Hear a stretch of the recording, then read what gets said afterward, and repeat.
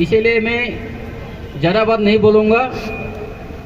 संगठन समता सैनिक दल बाबा साहब का एक बड़ा ऑर्गेनाइजेशन है, एससी के लिए बना एक ऑर्गेनाइजेशन है। डिसिप्लिन मेंटेन करना बहुत ज़रूरी है।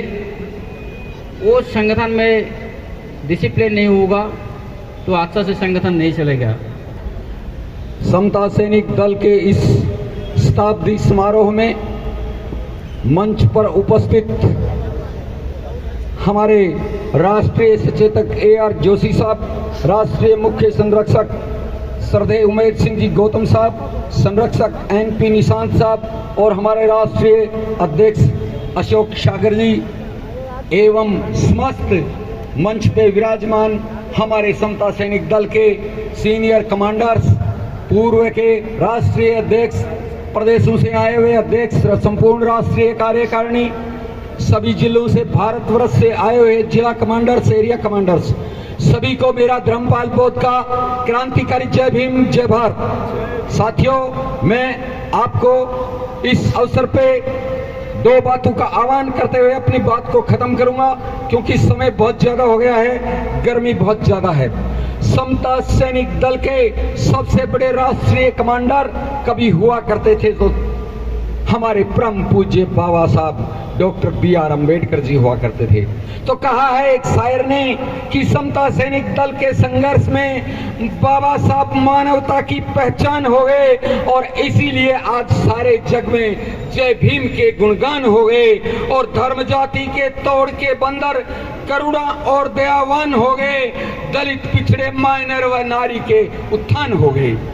हे सर्रे बाबा साहब विषमता की मनुवादी बेड़ियों को तोड़कर और समता के संविधान हो गए और सिंबल ऑफ नॉलेज और ज्ञान सूर्य सम्मान हो गए। उस सर्दे ऐसे बाबा साहब के द्वारा स्थापित इस 100वें हमारे स्थापना वर्ष के ऊपर समता सैनिक दल के सभी कमांडर्स को हम फख्र करते हैं, जय भीम करते हैं। यहाँ आपकी उपस्थिति गौरवमय और बड़ी ही क्रांतिकारी रही।